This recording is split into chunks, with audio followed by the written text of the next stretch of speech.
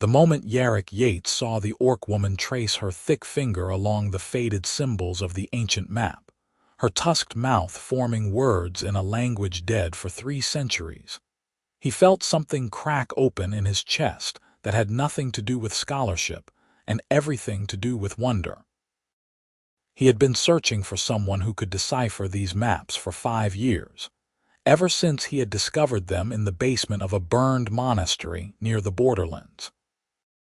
5 years of traveling from village to village, showing them to every supposed scholar, every hedge wizard, every traveling merchant who claimed knowledge of the old tongues. Nothing, not even a glimmer of recognition.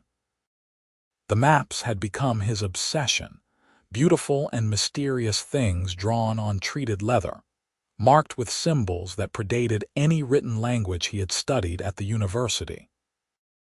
They depicted landscapes that did not match any current geography, paths that led to places unnamed on any modern chart, and notations in a script so ancient that even his professors had shaken their heads in defeat.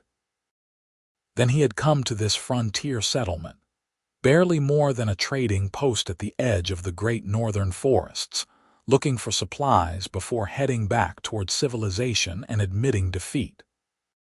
He had stopped at the general store, a rough-hewn building that smelled of tobacco and leather, and the proprietor had mentioned that there was an orc woman living alone in a cabin about 2 miles into the woods, who sometimes came to trade furs and herbs. "She's strange, even for an orc," the man had said, scratching his gray beard. "Keeps to herself mostly. But I've seen her looking at the old stone markers in the forest, the ones with those weird carvings, seemed mighty interested in them." Yarrick had felt a flicker of hope, though he had tried to tamp it down. Orcs were not known for scholarship. The common wisdom held that they were warriors and hunters, strong and fierce but not intellectual. Still, he had nothing to lose except another disappointment, so he had asked for directions and set out into the woods the next morning.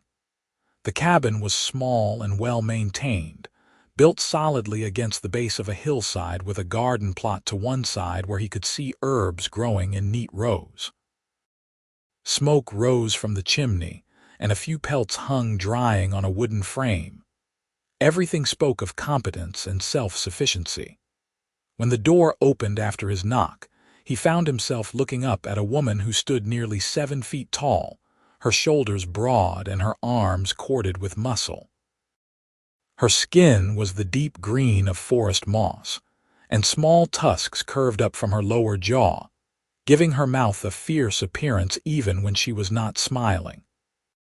Her black hair was pulled back in a thick braid that fell past her shoulders, and her eyes were a striking amber color that caught the morning light. "Yes."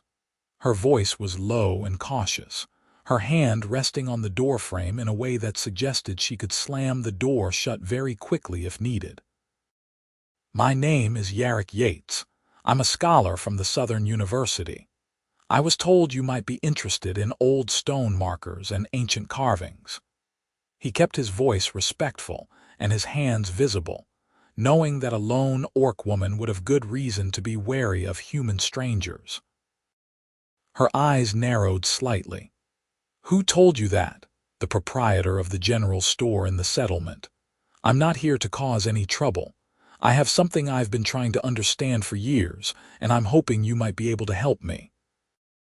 She studied him for a long moment, her gaze moving from his travel-worn clothes to the leather satchel he carried to his face, which he knew looked tired and desperate after 5 years of searching.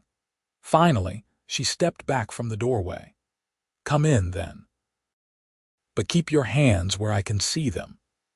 The interior of the cabin was surprisingly cozy, with a fire burning in the stone hearth and shelves lined with dried herbs, carved wooden figures, and what looked like hand-bound books.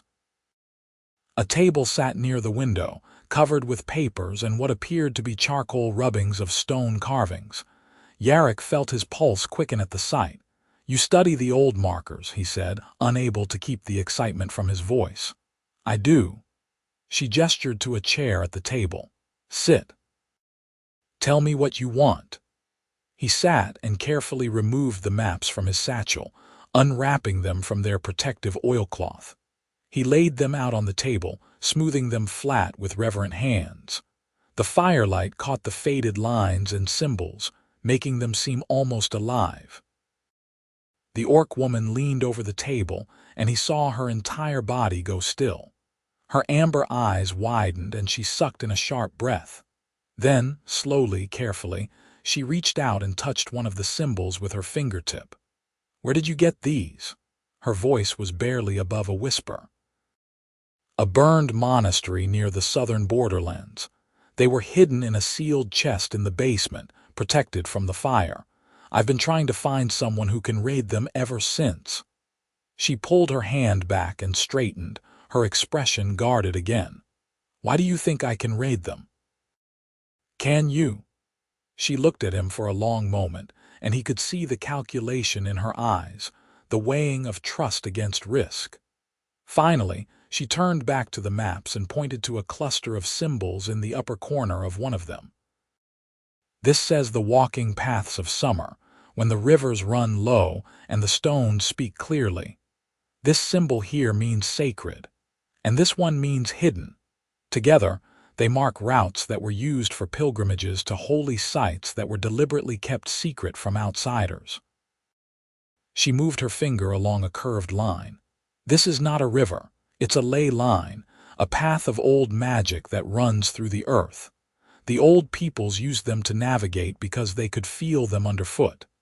Yarrick felt his heart hammering in his chest. "How do you know this?" "I've shown these to a dozen scholars, linguists, historians, because I am orc," she said flatly, cutting him off. "And orcs remember things that humans forgot. But the university, all the research, no one has ever mentioned that orcs keep the old knowledge." She let out a harsh laugh. "Why would we? Humans burned the monasteries, destroyed the libraries, killed the teachers. They called our stories savage myths and our language brutal grunting. Why would we share what we managed to preserve?" He sat back in his chair, feeling shame heat his face.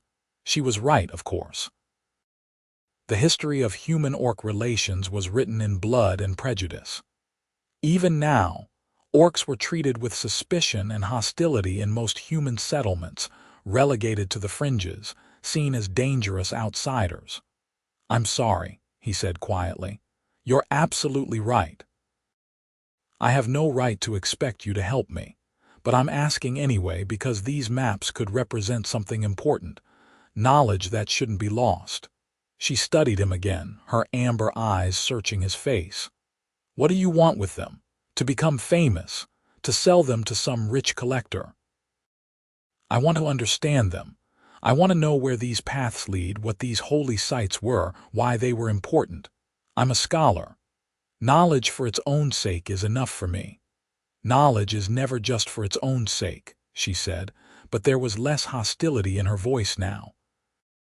"Knowledge is power, and power is dangerous. Then let me be dangerous for the right reasons. Let me help preserve something that was almost lost." He met her eyes steadily. "Please tell me your name at least." She hesitated, then sighed. "Grisha, my name is Grisha, Grisha." He tasted the name, finding it strong and solid. "Will you help me understand these maps?" She looked down at the maps spread across her table, at the symbols and lines that spoke of a world long vanished. Her finger traced another path, following it from one edge to the other. "This one leads to a standing stone circle about 30 miles north of here. I've been there. The stones are still standing, covered in carvings that match these symbols." She glanced up at him. "If I help you with this, you have to promise me something. Anything. Don't publish this under your own name. Don't take it back to your university and let them claim they discovered it. This knowledge belongs to my people as much as to the old human monks who recorded it. If you're going to preserve it honestly."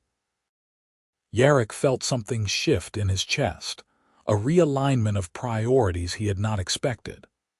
Looking at Grisha, at the fierce intelligence in her eyes and the protective way she touched the maps, he realized that this was not just about solving an academic puzzle. This was about respect, about acknowledging that wisdom came from unexpected places, about bridging a divide that had caused centuries of suffering.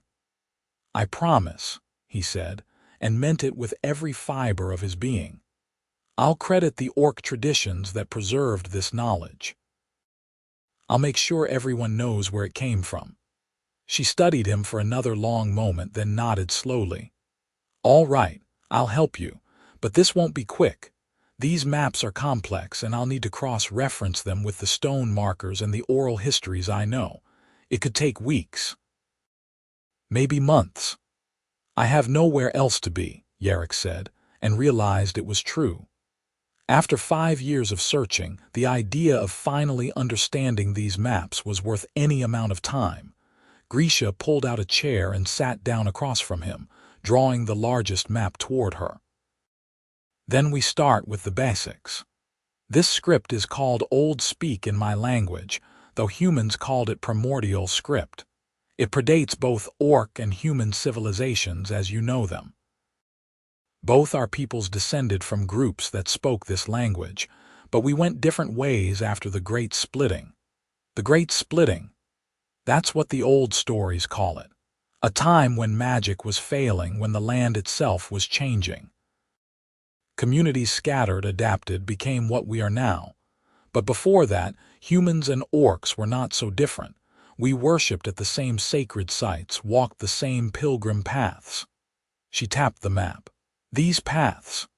Yarrick leaned forward, his scholar's mind racing with implications. "So these maps could show us where those original sacred sites were, before the division." "Exactly. Places that both our peoples considered holy, places where the old magic was strongest." She began pointing out different symbols, explaining their meanings in a voice that grew more animated as she spoke. "This one marks a water source blessed by a healer god. This marks a cave where shamans went to have visions. This is a hilltop where the summer sun rises in perfect alignment with 3 standing stones." They worked through the afternoon, Grisha translating symbols while Yarrick took careful notes, his hand cramping from writing so much. He asked questions constantly, wanting to understand not just what the symbols meant, but why they were arranged the way they were, what logic governed their placement. Grisha answered with patience that surprised him, clearly pleased to have someone who took her knowledge seriously. When the light began to fade, Grisha stood and stretched, her tall frame nearly brushing the ceiling beams. "That's enough for today. My eyes are tired." Yarrick looked up from his notes, startled to realize how many hours had passed. "I should go. Thank you, Grisha. This is more than I ever hoped to learn." "Where are you staying?" she asked, moving to the fireplace to stir a pot that hung over the flames. The smell of cooking stew filled the cabin, making his stomach growl. "The settlement has a boarding house. That's a 3-hour walk from here, and it'll be dark soon. The forest isn't safe at night." She glanced back at him. "There's a barn behind the cabin with clean straw. You can sleep there if you want to come back tomorrow." He hesitated, aware of the implications. If anyone in the settlement found out that a human man was staying at an orc woman's cabin, there would be talk. Ugly talk, most likely. But the thought of losing hours every day to traveling back and forth was unbearable now that he had finally found someone who could help him. "Thank you," he said. "I'd appreciate that." She nodded and ladled stew into 2 wooden bowls. "Eat first, then I'll show you the barn." They ate in comfortable silence, and Yarrick found the stew delicious, thick with vegetables and herbs he could not quite identify. When they finished, Grisha led him outside to the barn, which was small but well built, with space for a few goats and chickens. She showed him where the clean straw was piled and gave him a rough blanket. "There's a pump around the side if you need water. Breakfast is at dawn." She paused at the door. "Thank you for keeping your promise about the knowledge. Most humans wouldn't care about giving credit where it's due." "Most humans are fools," Yarrick said, and was rewarded with a slight curve of her lips that might have been the beginning of a smile. That night, lying in the straw and listening to the soft sounds of the animals around him, Yarrick found himself thinking not about the maps but about Grisha herself. The way her eyes had lit up when she translated the symbols. The careful way she handled the ancient maps, with reverence and gentleness, despite her strength. The intelligence that radiated from her like heat from a fire. He had been taught at the university that orcs were simple creatures, driven by instinct and aggression. Everything he had seen today contradicted that teaching so completely that he felt foolish for ever believing it. Grisha was brilliant, cultured, knowledgeable in ways that surpassed most of his professors. And she was kind in her gruff way, taking in a strange human and sharing her precious knowledge with him. When he finally drifted off to sleep, he dreamed of ancient paths through forests lit by stars, of standing stones that hummed with power, and of amber eyes that saw through all his carefully constructed defenses to something true underneath. The next days fell into a rhythm that felt natural and right.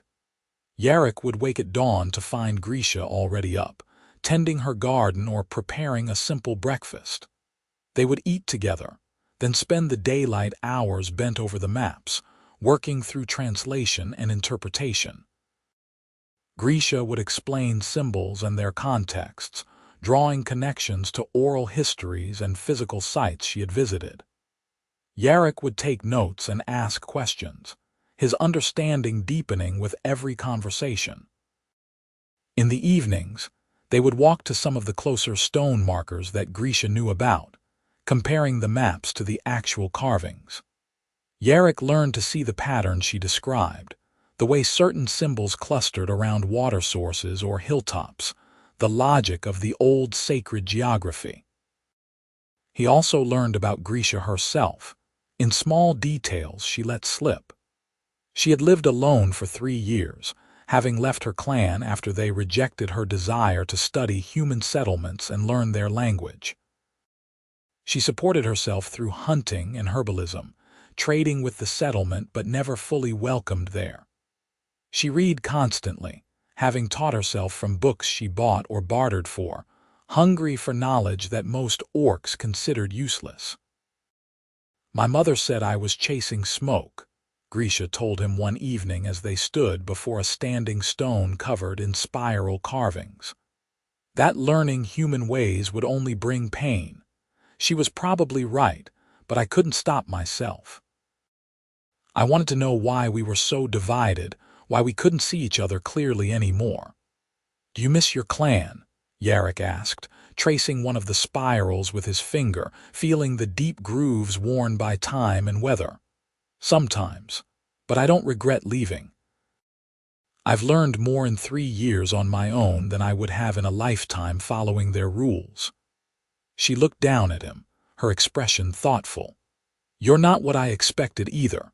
Most human scholars I've encountered from afar are arrogant, convinced they already know everything worth knowing. You actually listen." "I spent 5 years being wrong about these maps," Yarrick said with a self-deprecating smile. "That tends to teach humility." She laughed at that, a real laugh, and the sound made something warm bloom in his chest. As the weeks passed, Yarrick became aware of a shift in his feelings. He found himself watching Grisha when she was focused on the maps, admiring the concentration in her face, the way she bit her lower lip when puzzling through a particularly complex passage. He noticed small things, how she always made sure he had enough to eat, even if it meant her own portions were smaller. How she moderated her long stride when they walked together so he could keep pace. How her eyes softened when she looked at him, the wariness gradually giving way to something that might have been affection. He told himself he was being ridiculous.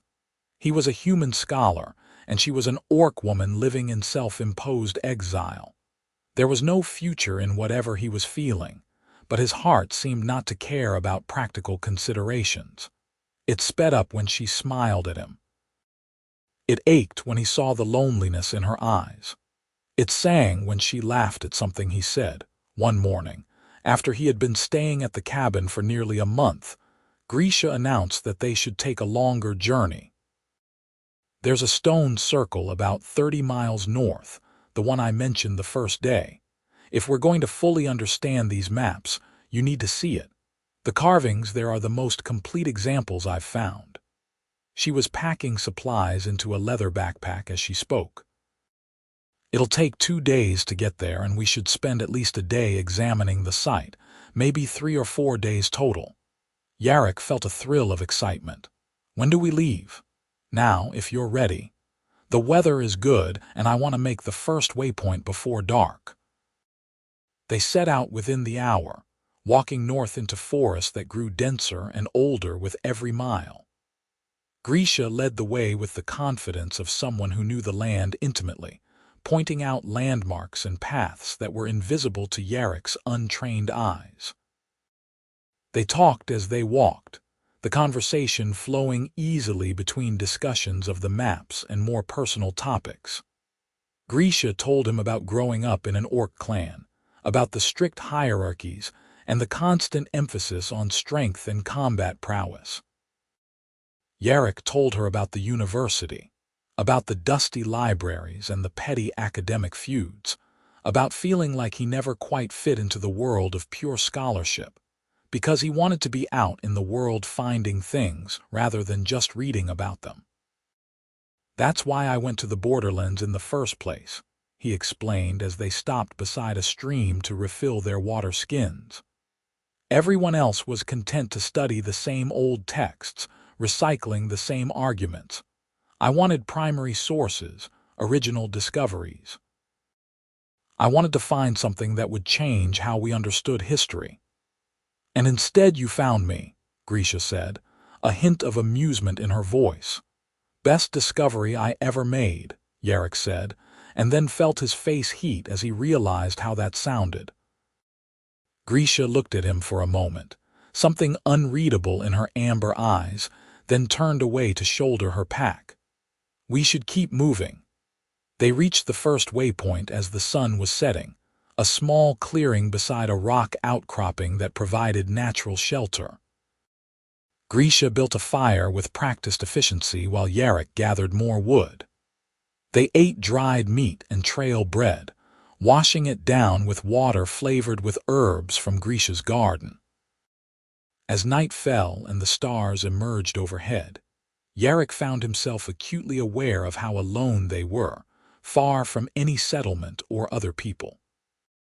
It should have felt dangerous, but instead it felt intimate, like they existed in their own world separate from all the prejudices and expectations of the society they had left behind. "Tell me something," Grisha said, staring into the fire. "When you go back to your university, are you really going to tell them that an orc taught you to read those maps?" Yarrick considered the question carefully. "Yes, I promised I would, and I don't break my promises. But more than that, it's the truth, and the truth matters. Maybe some of the other scholars will be angry or dismissive, but maybe some will listen. Maybe it'll start to change how people think about orcs." "You have a lot of faith in people's ability to change," she said quietly. "I have faith in what happens when people actually meet each other, really talk to each other, instead of just believing what they've been told." He looked at her across the fire. "I was taught that orcs were brutal and ignorant. Then I met you, and everything I was taught turned out to be a lie." "That's powerful, Grisha. That kind of direct contradiction is hard to ignore." She met his eyes, and in the firelight her face was beautiful in a way that made his breath catch, strong and fierce and vulnerable all at once. "You're a strange human, Yarrick Yates." "You're an extraordinary woman, Grisha." The words hung in the air between them, weighted with meaning neither of them was quite ready to examine. Finally, Grisha looked away and stood. We should sleep. Tomorrow will be a long walk. They bedded down on opposite sides of the fire, wrapped in their blankets. Yarrick lay awake for a long time, listening to Grisha's breathing deepen into sleep, wondering what he was doing and why he couldn't bring himself to care about the complications. The next day's walk was harder, the terrain growing rougher as they climbed into hill country. Grisha pointed out signs of old roads, long overgrown, that matched some of the paths on the maps. They were following a ley line, she explained, one of the rivers of magic that the old peoples had navigated by. Yarrick couldn't feel anything unusual, but Grisha claimed she could sense a subtle vibration underfoot, a hum that guided her steps. They reached the stone circle in the late afternoon of the second day. It stood in a high meadow surrounded by ancient trees, a ring of standing stones each twice the height of a man. The stones were covered in carvings, symbols and images that spiraled around them in intricate patterns. In the center of the circle was a flat altar stone, its surface worn smooth by time and weather. Yarrick stood at the edge of the circle, overwhelmed by the presence of the place. This was what he had been searching for, the physical reality behind the maps. These stones had stood here for thousands of years, had seen the pilgrims who walked the sacred paths, had witnessed ceremonies and prayers in languages now lost to time. It's incredible, he breathed. Grisha smiled, clearly pleased by his reaction. Come on. I'll show you the carvings that match your maps. They spent the rest of the daylight examining the stones, Grisha translating the carvings and showing him how they corresponded to symbols on the maps. Yarrick took rubbings with charcoal and paper, documenting everything he could. The carvings told stories of creation and destruction, of gods and heroes, of the great splitting and the scattering of peoples. They showed maps within maps, marking this circle as one of 7 major sites that formed a network across the land. As the sun began to set, painting the sky in shades of orange and gold, Grisha led him to the altar stone in the center. This is where they made offerings, she said, running her hand over the smooth surface. Not blood sacrifices, despite what human legends say. Offerings of food, flowers, handmade crafts, things that represented their gratitude for what they'd been given. Yarrick set his hand on the stone next to hers, feeling the warmth it had absorbed from the sun. Their fingers were inches apart, and he was suddenly intensely aware of the gap between them. Grisha, he said, his voice rough, I need to tell you something. She looked at him, her amber eyes catching the last light of the day. What? He struggled to find the right words, aware that once he said this, there would be no taking it back. This past month working with you, learning from you, it's been the best time of my life. And it's not just because of the maps. It's you. The way you think, the way you see the world, the way you, he broke off, frustrated with his own inarticulacy. I'm falling in love with you. I think I've been since that first day when you touched the map and read those symbols like they were written in your own hand. Grisha went very still. For a long moment she said nothing, and Yarrick felt his heart sink. He had miscalculated, had let his feelings override his common sense, had ruined the friendship they had built. Then she said very quietly, You can't love me, Yarrick. I'm orc. You're human. There's no future in that, only pain. I don't care, he said, and was surprised to realize it was true. I know it's complicated. I know people will judge us, will make our lives difficult, but I can't pretend I don't feel this. I won't lie to you. She pulled her hand back from the stone and turned away from him, her shoulders tight. You don't know what you're saying. You don't know what it would cost you. Your career, your reputation, maybe your safety. Humans who consort with orcs are treated like traitors by their own kind. Then let them treat me however they want. I'd rather be a trader with you than a respected scholar alone." "And what about me?" she demanded, spinning back to face him. Her eyes were bright with unshed tears. "Do you know what it's like to be alone, to be cast out by your own people and never fully accepted by anyone else? I've built a life for myself, a careful, small life where I'm safe because I don't let anyone close enough to hurt me. You're asking me to risk that. I'm asking you to risk it for something better, for connection, for love." He took a step toward her, his heart pounding. "I know I can't promise you that everything will be easy, but I can promise that I'll stand beside you, that I'll defend you, that I'll spend every day trying to be worthy of what you've taught me." She stared at him, her chest rising and falling rapidly. "I want to believe you. But I've been disappointed before. Then let me prove it to you. Let me show you that I mean what I say." The sun had set completely now, and the first stars were emerging overhead. In the gathering darkness, Grisha's face was all shadows and highlights, beautiful and fierce. "I'm afraid," she whispered. "I'm afraid of wanting this and losing it." "I'm afraid too," Yarrick admitted. "But I'm more afraid of never trying, of walking away and spending the rest of my life wondering what might have been." Grisha closed the distance between them in one long stride. She was so much taller than him that he had to tilt his head back to look up at her. She reached out slowly, giving him time to pull away, and cupped his face in her large, calloused hand.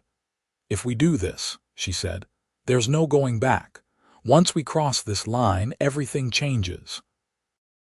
"I know," he said, and covered her hand with his own. "I want it to change." She bent down and kissed him, gentle despite her size and strength, her tusks pressing lightly against his face. Yarrick felt something inside him settle and sing at the same time, like finding a place he had always belonged. He kissed her back, wrapping his arms around her waist, feeling the solid warmth of her against him. When they finally pulled apart, both breathing hard, Grisha rested her forehead against his. "I love you too," she said, the words coming out rough and uncertain. "I've been trying not to, but I do. I love how passionate you are about learning, how you never assume you know better, how you look at me like I'm amazing instead of frightening." "You are amazing," Yarrick said, laughing a little through the tears that were blurring his vision. "You're the most amazing person I've ever met." They held each other as the night deepened around them, the ancient stones standing witness to this new beginning. Eventually, they made camp at the edge of the circle, building a fire and laying out their bedrolls side by side. They talked late into the night, no longer guarded with each other, sharing hopes and fears and dreams for a future neither had expected to want. In the morning, they spent several more hours documenting the stone circle, working side by side with a new ease. The careful distance they had maintained was gone, replaced by casual touches and shared smiles.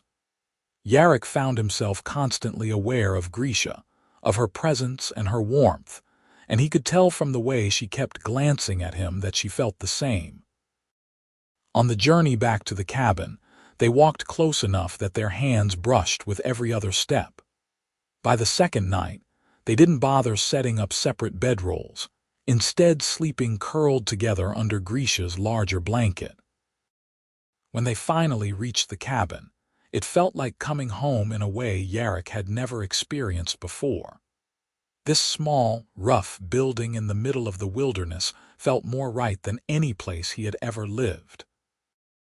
Over the following weeks, they continued to work on the maps, but now with the added dimension of building a life together. Yarrick moved his things from the barn into the cabin, arranging his books and notes on a shelf Grisha cleared for him. They fell into domestic routines, cooking together, tending the garden together, making repairs to the cabin and barn together. In the evenings, after the scholarly work was done, they would sit by the fire and talk, or Grisha would play a reed flute she had carved herself, filling the cabin with haunting melodies. They made love carefully the first few times, learning each other's bodies, figuring out how to navigate their differences in size and strength. Grisha was always gentle, afraid of hurting him, and Yarrick had to coax her into trusting her own control. Eventually, they found a rhythm that worked, that left them both breathless and satisfied and wondering why they had waited so long. But their isolated happiness could not last forever. As summer turned toward autumn, their supplies dwindled, and Yarrick knew he would need to make a trip to the settlement for provisions. He dreaded it, not because of the journey, but because it would mean facing the outside world again, facing the prejudices and judgments they had been able to ignore in their forest sanctuary. The day before he planned to go, Grisha sat him down at the table, her expression serious. "I've been thinking," she said. "You're going to have to go back to your university eventually. You can't hide out here with me forever. You have responsibilities, a career." "I don't want to hide," Yarrick protested. "I want to build a life with you, a real life, not a secret." "But what does that look like? You can't bring me to the university. I'd be seen as a curiosity at best, a threat at worst, and I can't ask you to give up everything you've worked for." Yarrick took her hands in his, holding tight. "You're not asking, I'm choosing. The university doesn't matter to me anymore, not compared to you. But that doesn't mean I have to give up scholarship. I can publish my findings independently, send them to the academic journals. I can be a scholar without being part of that institution. And support yourself how?" Grisha asked, ever practical. "I have some savings, and I can do what you do, hunt, gather herbs, trade. We can make it work, Grisha. We can build something here together." She looked at him for a long moment, searching his face. "You really mean it? You'd give up your whole life for this?" "I'm not giving up my life. I'm choosing the life I want." He squeezed her hands. "But I need to know that's what you want too. I need to know you're not just letting me stay because you're lonely." "I'm letting you stay because I can't imagine my life without you anymore," she said, her voice fierce. "Because you make me happier than I've ever been. Because you see me as a whole person instead of just an orc or just a woman. Because I love you, you foolish human man." They sealed the decision with a kiss that turned heated, and it was much later before they returned to the practical discussion of how to make this work. The next day, Yarrick went to the settlement alone, leaving Grisha at the cabin. He bought supplies and sent a carefully worded letter to his department head at the university, explaining that he was pursuing independent research and would not be returning to teach. He knew it would cause a stir, but he found he didn't care. That life felt distant now, like it had belonged to someone else. At the general store, the proprietor eyed him with curiosity. "Been gone a long while," the man said as he tallied up the supplies. "Heard you've been staying out by that orc woman's cabin." Yarrick kept his voice even. "I have. She's been helping me with my research." "Research, is that what they're calling it now?" The man's tone was snide, and Yarrick felt anger flare hot in his chest. "She's a brilliant scholar and a good woman. If you have a problem with that, keep it to yourself." The proprietor held up his hands. "No problem here. Your business is your own, but I'd be careful if I were you. Not everyone in these parts is so understanding about humans and orcs fraternizing." It was a warning, and Yarrick took it seriously. As he walked back to the cabin, laden with supplies, he found himself scanning the forest more carefully, aware that their isolation might not be as complete as they had thought. When he told Grisha about the encounter, she nodded grimly. "I told you there would be consequences. People fear what they don't understand, and they definitely don't understand this." "Then we'll make them understand," Yarrick said stubbornly. "We'll finish documenting the maps and the sacred sites, and we'll publish it all. We'll show people that humans and orcs came from the same roots, worshipped at the same places. We'll prove that this division doesn't have to be permanent." Grisha smiled, though it was tinged with sadness. "You're an optimist. I love that about you, even if I don't share it." "Then let me be optimistic enough for both of us." They threw themselves back into the work with renewed intensity, driven by a sense that time was running short. They made trips to the other sacred sites marked on the maps, documenting carvings and taking measurements, building a comprehensive record of the old pilgrimage network. Yarrick wrote constantly, drafting articles and monographs, making sure to credit Grisha's translations and knowledge at every turn. As autumn deepened, they began to see signs that they were not as alone as they thought. Tracks in the mud near the cabin that didn't belong to either of them. The sense of being watched when they went into the forest. Small items going missing from the barn. Grisha armed herself when she went out, carrying her bow and a long knife, and she insisted that Yarrick learn basic self-defense. He was a terrible fighter, uncoordinated and slow, but he practiced gamely, trusting her judgment. The confrontation came on a cold morning in late autumn. Yarrick was in the cabin, transcribing notes by the fire, when he heard shouting outside. He ran to the door and saw Grisha facing off against 3 orc warriors, 2 men and a woman, all armed and hostile. "You bring shame to our people," one of the men was saying, his voice loud and harsh. "Living with a human like some kind of pet. Have you forgotten what you are?" "I know exactly what I am," Grisha shot back, her hand on her knife. "I'm someone who thinks for herself instead of blindly following the old hatreds." "Those hatreds exist for a reason," the woman warrior said.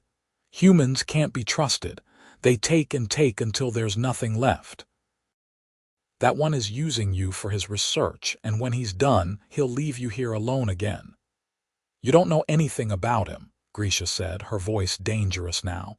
"Leave. This is my land and you have no right to be here. We have every right. The clan sent us to bring you back, or to make sure you can't spread your poison to others." The first man drew his sword, a brutal-looking blade. "You can come willingly, or we can drag you." Yarrick stepped out of the cabin, his heart pounding with fear but his voice steady. "She's not going anywhere, and if you want to fight, you'll have to go through me first." The 3 warriors looked at him with expressions ranging from contempt to pity. "Human, you can't even hold a sword properly," the woman said. "Get back inside and let us deal with our own." "Grisha is my own," Yarrick said, moving to stand beside her. "And I won't let you take her." The first warrior lunged forward, fast as a striking snake, and Yarrick barely had time to react before Grisha shoved him aside and met the attack with her knife. Steel rang against steel, and suddenly the clearing erupted into violence. Yarrick scrambled back, knowing he would be useless in a straight fight. Instead, he ran into the cabin and grabbed the hunting bow Grisha kept by the door, along with a quiver of arrows. His hands shook as he nocked an arrow, but he forced himself to focus, to remember what Grisha had taught him about aiming and breathing. Outside, Grisha was holding her own against 2 of the warriors, her movements economical and precise. But the 3rd warrior, the woman, was circling around, looking for an opening. Yarrick stepped into the doorway and drew the bow, his arms trembling with effort. "Stop," he shouted. "Stop or I'll shoot." The woman glanced at him and laughed. "You don't have the courage, human." She was wrong. As she raised her sword to strike at Grisha from behind, Yarrick released the arrow.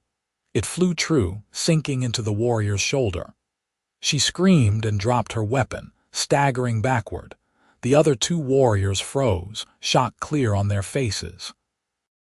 In that moment of distraction, Grisha disarmed the first man with a savage twist of her knife and kicked the second hard enough to send him sprawling. "Leave," she commanded, her voice ringing with authority. "Tell the clan that I've made my choice. Tell them that if they send anyone else, I'll fight to defend what's mine. And tell them that humans are not all alike, just as orcs are not all alike. Anyone who can't understand that is a fool." The three warriors gathered themselves, the woman clutching her wounded shoulder, and retreated into the forest. Yarrick watched them go, then dropped the bow and sank to his knees, shaking with adrenaline. Grisha knelt beside him, pulling him into her arms. "Are you hurt?" "No, no, I'm fine." "I was so afraid." His voice broke, and he buried his face against her shoulder. "You shot her," Grisha said, sounding somewhere between amazed and proud. "You actually shot an orc warrior to protect me." "I couldn't let her hurt you, I couldn't." He pulled back to look at her. "Are you hurt?" "Barely scratched." She touched his face, her expression tender. "You're braver than you know, Yarrick Yates." They went inside and barred the door, then tended to the few minor wounds Grisha had sustained in the fight. As they worked, Yarrick felt a grim satisfaction settling over him. He had been tested, and he had not flinched. Whatever happened next, he knew with absolute certainty that he would stand beside Grisha against anything. That night they lay in bed and talked about the future. "They won't stop," Grisha said quietly. "The clan will see this as a challenge. They'll send more warriors, or they'll try something else. Then we'll face it together," Yarrick said. "And in the meantime, we'll finish the work. We'll publish everything we've learned, get it out into the world where it can start changing minds. That's the real weapon against prejudice. Knowledge, proof that things don't have to be the way they've always been." "When did you become such a fighter?" Grisha asked, a hint of amusement in her voice. "When I found something worth fighting for." Over the next few weeks, they worked with frantic energy, completing the documentation of all 7 major sacred sites marked on the maps. Yarrick wrote a comprehensive monograph detailing the ancient pilgrimage network, the shared religious traditions of pre-splitting humans and orcs, and the linguistic and cultural evidence that pointed to a common origin. He credited Grisha as co-author, knowing it would be controversial but refusing to do otherwise. When the manuscript was finished, Yarrick made the journey to the settlement to arrange for it to be sent to several academic journals and publishing houses. He paid extra to have copies made and distributed widely, wanting to ensure that the knowledge couldn't be suppressed. The proprietor at the general store eyed him warily as he handled the packages. "This is going to cause trouble, you know. The kind of trouble that gets people hurt." "The truth always causes trouble," Yarrick replied. "Doesn't make it less true." He returned to the cabin to find Grisha in high spirits, having successfully hunted a deer that would provide meat for weeks. They celebrated that night, cooking a feast and drinking wine that Yarrick had brought from the settlement. "To the first human-orc collaboration in 3 centuries, Yarrick toasted, raising his cup. "To stubborn scholars who don't know when to quit," Grisha countered, clinking her cup against his. They drank and ate and made love with the fierce joy of people who knew their time together was precious and potentially limited. Afterward, lying tangled together in the warm darkness, Grisha said, "Whatever happens, I want you to know that this has been the happiest time of my life. You gave me something I didn't think I could have. A true partner, someone who sees me completely and loves me anyway." "Not anyway," Yarrick corrected, kissing her shoulder. "Because of who you are, all of it, every part." Winter came early that year, bringing snow that blanketed the forest and made travel difficult. They stayed close to the cabin, keeping the fire burning and working on follow-up articles that expanded on different aspects of the research. It was a cozy, domestic time, the outside world held at bay by walls of white. Then, on a bitter morning in midwinter, riders came. Yarrick saw them first, spotting the column of horses and armed men through the cabin window. There were at least a dozen of them, humans from the settlement and surrounding farms, armed with swords and hunting bows. Grisha, he said urgently, and she was at his side in an instant, looking out at the approaching riders. A hunting party, she said, her voice flat. But not for deer. They came out of the cabin together, Grisha with her bow and Yarrick with the walking staff he had carved for himself. The riders stopped at the edge of the clearing, and a gray-haired man who Yarrick recognized as the settlement's magistrate urged his horse forward. "Yarrick Yates," the magistrate called out, "you need to come with us. There are questions about your activities and concerns that you've been compromised." "Compromised how?" Yarrick called back, his hand tight on his staff. "Living with an orc, sharing information that could be used against human settlements, acting as a spy." The magistrate's voice was hard. "You've been gone from civilized company too long. You're not thinking clearly." "I'm thinking more clearly than I ever have," Yarrick replied, "and I'm not going anywhere. Son, don't make this harder than it has to be. We're trying to help you." "I don't need your help. I need you to leave. This is Grisha's land and you're trespassing." One of the other riders, a young man with a scar across his cheek, spat into the snow. "The orc doesn't own land. Orcs are savages, squatters at best." Grisha's hand tightened on her bow, but she didn't draw. "I have lived here for 3 years, built this cabin with my own hands, tended this land. It's mine by any law that matters." "Orc law doesn't matter," the scarred man sneered. "Only human law counts in these territories." "Then human law is unjust," Yarrick said, his voice ringing clear in the cold air. "And I want no part of it." The magistrate sighed. "You leave us no choice. Men, take him." Several riders dismounted and started forward. Grisha drew her bow in one smooth motion. Arrow knocked and aimed at the closest man. "The first one who touches him dies," she said calmly. The men stopped, eyeing the bow with respect. Everyone knew that orc archers could shoot the eye out of a rabbit at 50 paces. At this range, Grisha wouldn't miss. "You'd start a war over one misguided human?" the magistrate asked. "I'd start a war over the human I love," Grisha replied. "And if you think I'm bluffing, keep coming." There was a tense standoff, the riders uncertain, the magistrate clearly trying to figure out how to defuse the situation without losing face. Then another voice called out from the forest, deep and resonant. "Perhaps there is another way." Everyone turned to see an orc walking out of the trees, an older male with iron-gray hair and scars that spoke of many battles. He was unarmed, but moved with such authority that the human riders instinctively backed away. "Elder Thragash," Grisha breathed, lowering her bow. "What are you doing here?" "I came to see if the stories were true," the elder replied in accented but clear human common tongue. "Stories of my daughter's child living with a human scholar, defying both our clans to pursue forbidden knowledge." "Your daughter's child," Yarrick said, confused. "Grisha's mother is my eldest daughter," Thragash said, stopping at the edge of the clearing between the humans and Grisha's cabin. "I am her grandfather, though we have been estranged since she chose exile over obedience." He turned to face the magistrate. "You seek to take this human by force. But have you asked why he stays? Have you seen what they have created together?" "They've created an abomination," the scarred rider said. "Human and orc mixing, sharing secrets. They have created knowledge," Thragash interrupted, his voice sharp. "I have seen the manuscripts your scholar sent to the universities.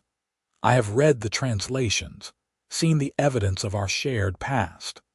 They have proven what my people's oral histories have always claimed, that humans and orcs are not natural enemies, but divided children of the same ancient tribes." The magistrate frowned. "Even if that's true, it doesn't change current realities. Orcs raid our settlements, steal our livestock, and humans burn our villages, enslave our children," Thragash shot back. "Both sides have done evil, magistrate." The question is whether we continue that cycle or choose differently." He turned to Grisha. "When the warriors came back with their report of your defiance, your grandmother insisted I come. She said that perhaps you had found wisdom that the rest of us missed." His expression softened slightly. "I was skeptical, but reading what you have accomplished, seeing this human willing to stand against his own kind for your sake, I begin to think she was right." Grisha's eyes were bright with tears. "Grandfather, I never meant to shame the family. You have not shamed us. You have challenged us, which is different." He looked at Yarrick. "Come here, human scholar." Yarrick glanced at Grisha, who nodded, then walked forward to stand before the orc elder. Up close, Flourishes was even more imposing, his scarred face stern. "You love my granddaughter." "With everything I am," Yarrick replied, not flinching from the intense gaze. "And you understand what that means. The difficulties you will face, the hatred and rejection from both your peoples. I do, and I don't care. I'd rather face a hard life with her than an easy life without her." Flourishes studied him for a long moment, then grunted. "You are either very brave or very foolish, perhaps both." He turned back to the magistrate. "Here is my proposal. You leave these two alone to live as they choose. In return, I will ensure that no orc raids target your settlement. More, I will open negotiations for a proper treaty between your people and my clan, using this pair as intermediaries and proof that cooperation is possible." The magistrate looked stunned. "You would negotiate with us? After generations of conflict? Someone must be first to break the cycle." "Let it be me, inspired by these two foolish, brave youngsters." Flourishes smiled slightly. "Besides, the knowledge they have uncovered benefits both our peoples. The sacred sites they have mapped are places where the land's magic is strong. If we work together to protect and study them, both humans and orcs could benefit." The riders muttered among themselves, clearly divided. Finally, the magistrate spoke. "I would need to bring this before the council. I can't make such an agreement on my own authority." "Then bring it before your council. I will wait for their answer." Flourishes glanced at the sky. "But wait at your settlement, not here. These two have done nothing wrong except love across a boundary that should never have been drawn in the first place." Slowly, reluctantly, the magistrate nodded. "Very well.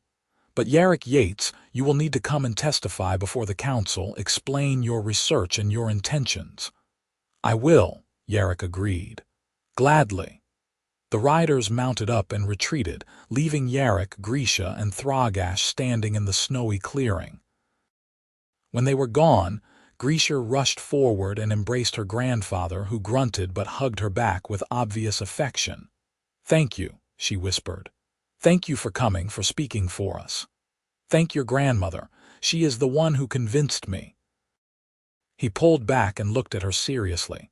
"This will not be easy, granddaughter. There will be many who oppose this on both sides. You and your human will need to be strong." "We will be," Grisha promised. "Together we're stronger than either of us alone." Flourishes turned to Yarrick. "Take care of her. She is precious to her family, even if we were too foolish to show it properly." "I will protect her with my life," Yarrick vowed. "See that you do." The old orc paused, then added, "And publish more of your research. It is good work, work that needs to be seen. Perhaps knowledge can succeed where weapons have failed." He left as suddenly as he had come, disappearing into the forest with the silence of an experienced hunter. Yarrick and Grisha stood together in the snow, holding each other, hardly daring to believe what had just happened. "Did we just witness the beginning of peace?" Yarrick asked wonderingly. "A fragile beginning," Grisha replied, "but a beginning nonetheless." The council hearing took place a week later in the settlement's meeting hall. Yarrick presented his research, showing the maps and the translations, explaining the evidence for the shared heritage of humans and orcs. He spoke passionately about what could be gained from cooperation and what would be lost if the cycle of violence continued. There was heated debate, with some council members adamantly opposed to any treaty with orcs. But others, particularly the older members who remembered the true cost of the conflicts, were swayed by the possibility of peace. In the end, the council voted to allow Throgash's proposed negotiations to proceed, with Yarrick and Grisha serving as liaisons. Over the following months, the work was grueling. Yarrick and Grisha shuttled between the human settlement and the orc clan, translating not just languages but cultures, helping each side understand the other's perspectives and concerns. There were setbacks and moments when it seemed the whole effort would collapse into recriminations and violence. But slowly, painstakingly, they built trust. The first formal treaty was signed in the spring at the stone circle where Yarrick and Grisha had first confessed their love for each other. Representatives from both sides gathered at the sacred site, and for the first time in generations, humans and orcs stood together without weapons, without fear. Throgash and the magistrate signed the treaty on the altar stone, using ink mixed with soil from both their lands. It was a simple document, promising non-aggression, open trade, and mutual respect for each other's territories. But it represented something profound, the possibility of change, of old hatreds being set aside for new understanding. After the ceremony, there was a feast, both peoples sharing food and stories. Yarrick watched Grisha moving among the groups, translating and mediating, her face alight with joy and purpose. She had found her calling, he realized. Bridge builder, teacher, living proof that the boundaries between peoples were not as fixed as everyone believed. That night, as they camped at the stone circle, Yarrick pulled out a small carving he had been working on for weeks. It was a pendant made from a piece of the altar stone that had broken off centuries ago, shaped and polished into a smooth oval. On one side, he had carved the symbol for sacred from the old script. On the other, the symbol for home. "Grisha," he said, his heart pounding. "I know we're already committed to each other, but I want to make it official by both our people's customs. Will you marry me? Will you be my wife, my partner, my home for the rest of our lives?" Grisha took the pendant with shaking hands, tears streaming down her face. "Yes. Yes, you ridiculous, wonderful human. I will marry you." They were wed a month later in a ceremony that blended human and orc traditions.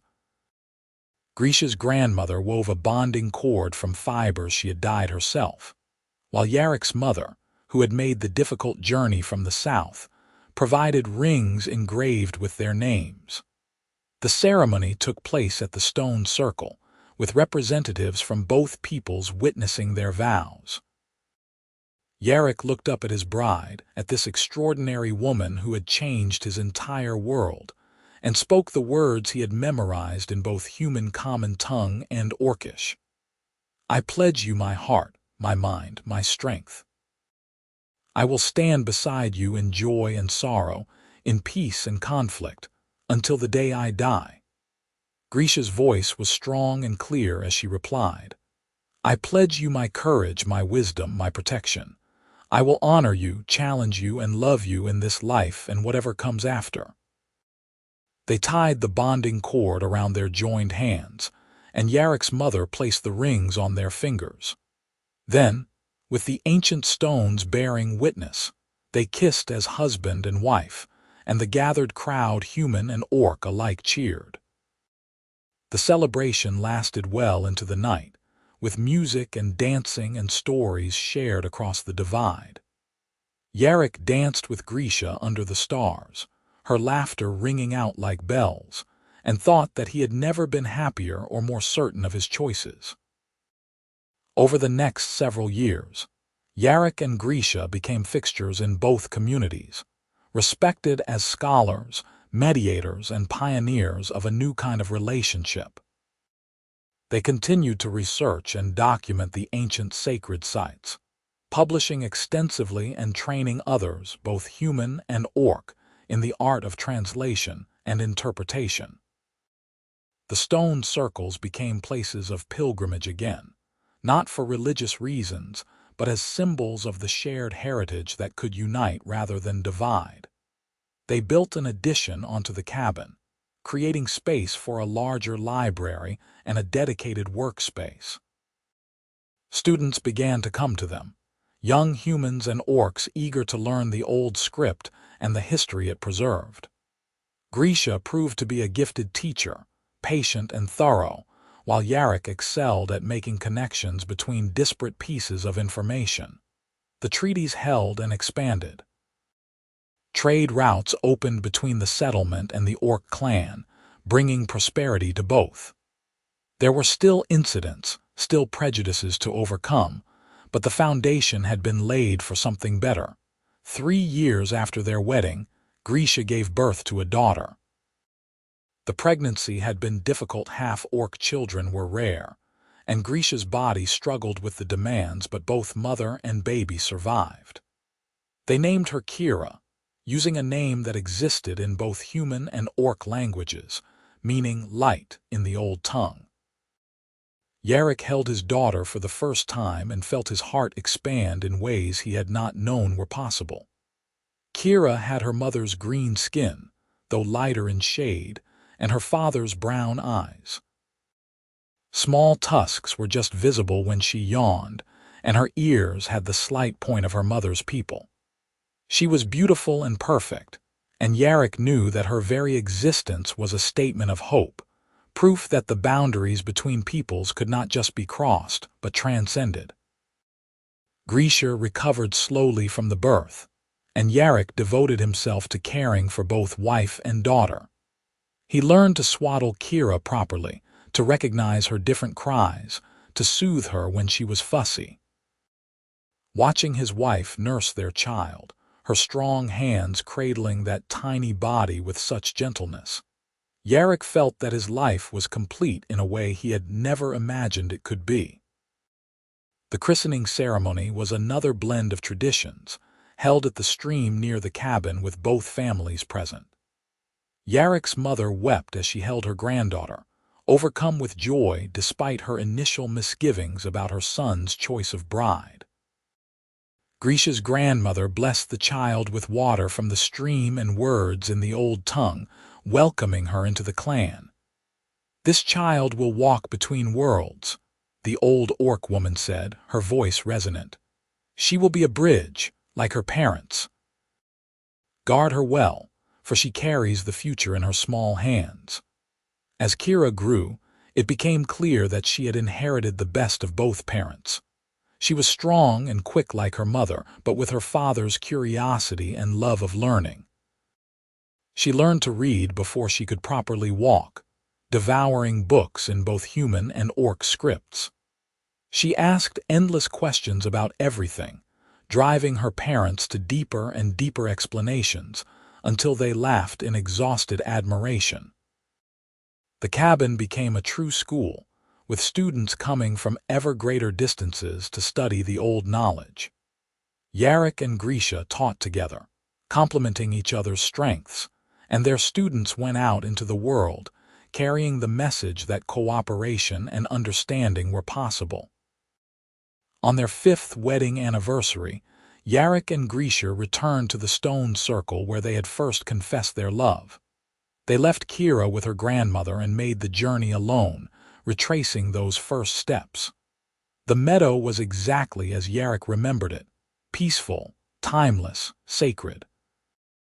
They stood at the altar stone, hands joined, and Grisha said, "Do you ever regret it, giving up your university position, your comfortable life?" Yarrick looked at her, at this woman who had shown him what courage truly meant, who had taught him that love could be stronger than centuries of hatred, and he smiled. "Not for a single moment. You gave me something so much better than comfort, purpose, partnership, a family. You gave me a life worth living." "We gave each other that," Grisha corrected gently. You taught me that I didn't have to be alone, that being different could be a strength rather than a weakness. You showed me that love was worth the risk." They renewed their vows there, speaking promises that had been tested and proven over 5 years of building a life together. When they kissed, it felt like the first time and the 1,000th time all at once, familiar and thrilling and absolutely right. That night, lying under the stars with Grisha's head on his shoulder, Yarrick thought about the day he had first seen her trace her finger along those ancient maps. He had fallen in love on the spot, though it had taken time to admit it even to himself. That moment had changed everything: his career, his life, his understanding of what was possible. "What are you thinking about?" Grisha asked sleepily. "About maps," he replied. "About how you revealed that you could read them, and how it felt like the world suddenly made sense in a way it never had before." She chuckled softly. "I think you fell in love with the maps first and me second." "No," he said seriously, turning to look at her. "I fell in love with what you represented. Knowledge preserved against all odds, wisdom that transcended boundaries, the possibility of understanding across difference. And then I fell in love with you as a person. Your strength, your kindness, your absolutely terrible sense of humor." "My sense of humor is excellent," she protested, laughing. "It's terrible. You think puns in dead languages are funny." "They are funny." They bickered good-naturedly as they packed up their camp in the morning, the easy rhythm of a long partnership. On the walk back to the cabin, they made plans for the future. There were more sacred sites to document, more students to teach, more work to be done building bridges between their peoples. And there was Kira to raise, to guide through a world that would not always be kind to someone who existed between two cultures. But they would face it all together, as they had faced everything since that first day when an orc woman revealed she could read ancient maps, and a human scholar fell irrevocably, completely, wonderfully in love. When they reached the cabin, Kira ran out to meet them, her small feet sure on the path. Yarrick scooped her up, and she wrapped her arms around his neck, chattering about everything she had done while they were gone. Grisha walked beside them, her hand resting on Yarrick's shoulder, and he felt the rightness of it all settle into his bones. This was his life now. Not the prestigious academic career he had once imagined, but something infinitely better. A cabin in the woods, a brilliant wife who challenged and supported him, a daughter who represented hope for a better future, and work that actually mattered.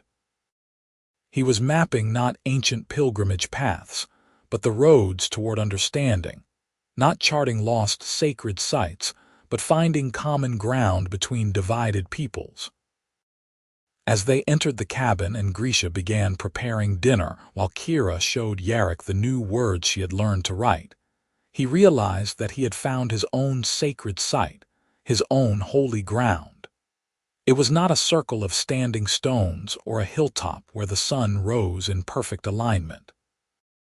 It was here, in this moment, with these people, building something new from the wisdom of the past. The ancient maps had led him on a quest, but not the kind he expected. They had led him not to lost ruins or forgotten treasures, but to Grisha. Fierce, brilliant, perfect Grisha, who had read those maps and in doing so had written a new story entirely. Years later, when Yarrick was an old man with gray in his beard and aches in his joints, he would still remember that first moment with absolute clarity.